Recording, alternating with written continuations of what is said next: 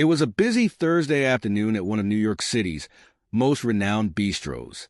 The air was crisp, and the sound of clinking glasses mixed with the hum of conversation from the patrons enjoying their midday meals. The waitstaff moved quickly between tables, balancing trays of gourmet food and drinks, while weaving through the maze of tables and chairs. At the far corner of the restaurant, amidst the bustling crowd, was James, a waiter in his mid-30s. His uniform was neat, his face polite, but his eyes revealed the toll of exhaustion. It had been a long day, and the tips were sparse, just enough to cover his rent, but not enough to save him from the looming mountain of bills that had piled up over the past few months.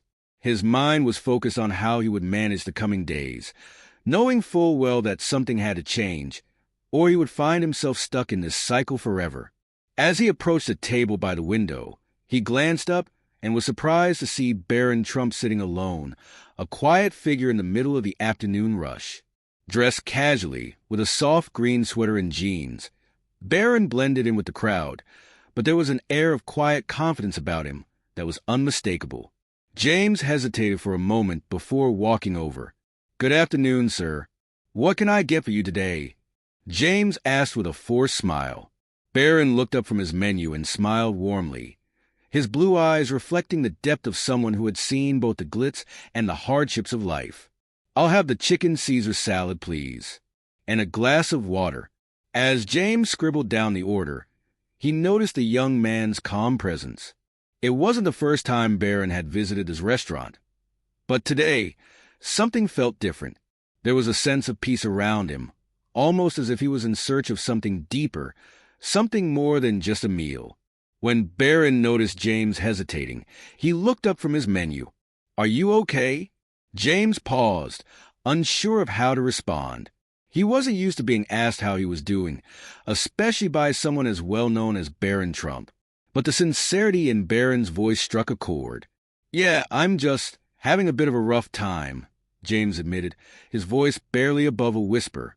"It's been a hard month, and I'm just trying to make ends meet." Barron studied him for a moment, his expression thoughtful. "Life can be tough sometimes, but sometimes the hardest days bring us the clearest lessons." "Hang in there," he said, his tone full of quiet empathy. James nodded, appreciating the simple words of encouragement. He made his way to the kitchen to place the order, but as he walked to the back of the restaurant, he couldn't shake the feeling that something was different about this encounter. The day wore on, and Barron finished his meal without fanfare. He paid the bill with a generous tip and made his way to the door. But before leaving, he stopped, turned around, and called out to James, who was working near the counter. "Hey, James," Barron said. "Can I talk to you for a second?" James froze, surprised by the call. He quickly wiped his hands on his apron and walked over, his heart beating a little faster than usual. "Yeah, what's up?" he asked, trying to sound calm despite the sudden rush of nerves. Barron looked at him with a calm demeanor, but there was something about his gaze that made James feel like he was about to hear something important. "I know things have been tough for you," Barron said, his voice steady, "and I want you to know that I'm willing to help." James blinked, unsure if he had heard correctly. "Help," he repeated, his voice cracking slightly. Barron nodded. "You've been working hard, and I see the effort you put in. I've been there myself, struggling to find a way out. My family has had their fair share of challenges, too. But sometimes the key to moving forward is asking for help. So, I want to help you. Help me?" James asked, still in disbelief. Barron pulled out a business card from his jacket pocket and handed it to James. "I have some contacts in the city who specialize in providing opportunities for people like you. If you're open to it, I can introduce you to them. There's a way out, and I'm happy to be the one to help you find it." James's hand shook slightly as he accepted the card. The weight of Barron's words hung in the air like a lifeline, a promise of something better. I don't know what to say," James said, his voice thick with emotion. "Thank you. Thank you so much." Barron smiled gently, a reassuring presence in the chaotic world around them. "You don't need to thank me. Just take the chance. You deserve it, As Barron left the restaurant, James stood there for a long moment, staring at the business card in his hand. The world around him felt different now, lighter somehow, as if a door had just opened that he hadn't known existed. It wasn't just a generous act of kindness. It was a turning point, one that would change James's life forever. The days following Barron Trump's visit to the restaurant felt like a blur for James. He couldn't stop thinking about the encounter, about how a simple conversation had shifted the trajectory of his life. At first, he wasn't sure whether it was real or just a fleeting moment of kindness. But Barron's business card was sitting on his kitchen counter, a tangible reminder that maybe, just maybe, things could change. That night, James sat down in front of his laptop. He hesitated before typing the number on the business card into the phone, the weight of the decision pressing down on him. He had been in this situation before, hopeful yet cautious. It felt like too much to ask, like an opportunity too good to be true. But as he glanced at the card again, Barron's words echoed in his mind. Take the chance. With a deep breath, James dialed a number. It rang twice before someone picked up. Hello. Hi. This is James. I'm calling because Barron Trump gave me your number. He said you could help me, James stammered, still unsure of how to frame his request. There was a brief silence on the other end of the line. Oh, yes. Barron mentioned he'd be reaching out. We're happy to help. Let's see what we can do for you. The voice on the other end was calm, assuring, and immediately put James at ease. They arranged a meeting for the following week. As he hung up the phone, James couldn't believe what had just happened. It was as if he had just been handed a key to a door he never even knew existed. The meeting was set in a small, modern office building in downtown New York. When James arrived, he was greeted by a friendly assistant who led him into a sleek conference room. Sitting across from him was a man in his 40s, dressed in a sharp suit, exuding a sense of calm confidence. James, it's a pleasure to meet you, the man said with a warm handshake. I'm Michael. Barron told me a little about your situation. Let's see how we can help. As the conversation unfolded, James learned that Michael was part of a nonprofit organization focused on helping individuals facing financial hardship. They provided career coaching, resume building, job placement assistance, and even personal development programs designed to boost self-confidence and help people reach their full potential. James had heard of such organizations, but this was different. This wasn't a charity handout or a Band-Aid solution. This was an opportunity, a chance to learn, grow, and change the course of his life. I'm not going to sugarcoat things for you, James, Michael continued, leaning forward slightly. You've got a long road ahead, but you've already made the hardest step. You've asked for help. And that's where the real change begins. The conversation moved from logistical details to deeper discussions about James's past, his challenges, and what he truly wanted out of life. It was the first time in a long time that James felt heard. For the first time, someone had taken the time to understand him, not just as a waiter at a restaurant, but as a person with dreams, aspirations, and the drive to make a difference. Over the next few weeks, James worked tirelessly with Michael and the organization. They helped him revise his resume, gave him job interview tips, and connected him with potential employers and industries he had never even considered.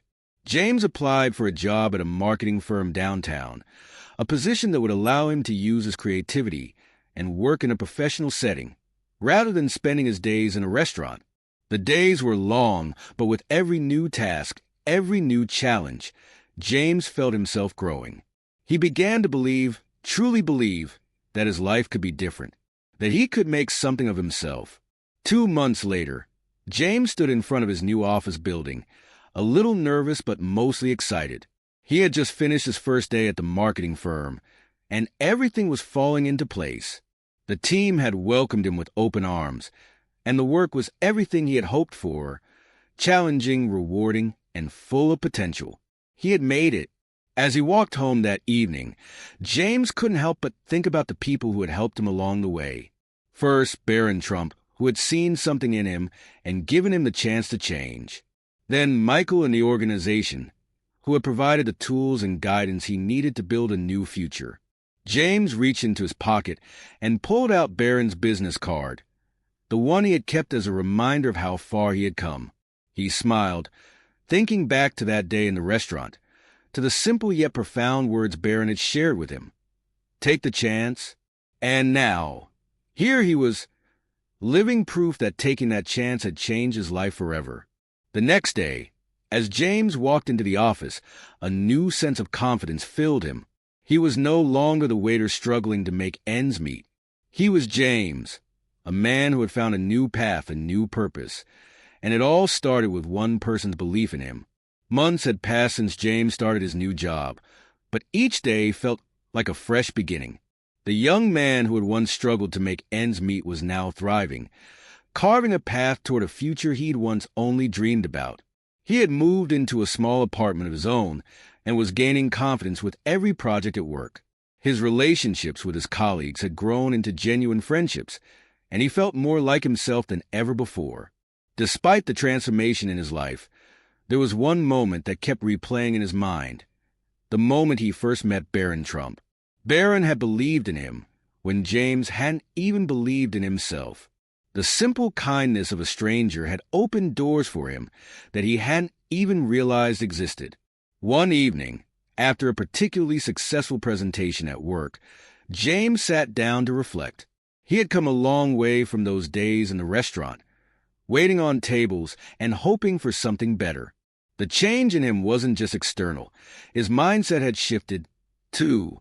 He had learned to take risks, to take the chance, and it had paid off. But he couldn't help but wonder how many others were out there like him, stuck in their own struggles, waiting for a chance. In that quiet moment of reflection, James decided he couldn't keep his success to himself. He needed to give back. He didn't want anyone else to go through what he had without knowing that there was hope that they, too, could change their lives. He reached out to Michael from the nonprofit organization, the man who had helped him find his footing. James asked if he could volunteer, if he could be part of the solution that had turned his own life around.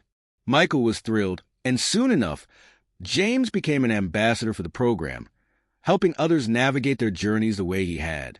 He used his story to inspire others, to show them that no matter how dire their circumstances seemed, there was always a way forward. He told them about Barron Trump, the man who had seen something in him and given him a chance to prove himself. James made it his mission to be that same beacon of hope for others. Then one day, a letter arrived at his office. It was from Barron Trump himself. James, the letter began. I've heard about the incredible work you've been doing. I'm proud of you for taking the opportunities you were given and making the most of them. You've turned your life around, and now you're helping others do the same. Keep it up. You're making a real difference.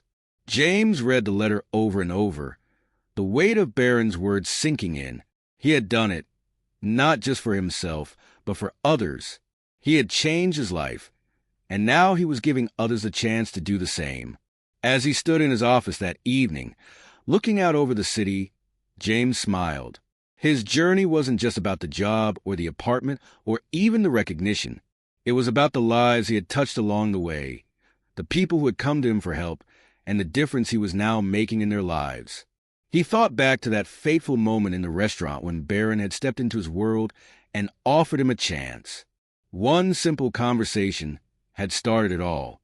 And now, here he was, creating the same ripple effect in the lives of others. The man who had once felt invisible was now the one shining a light for others to follow. James knew this was just the beginning. There was so much more to do, so many more lives to impact. But he also knew that as long as he stayed true to himself, as long as he kept reaching out to those in need, he would continue to change the world one life at a time. And so, his journey continued.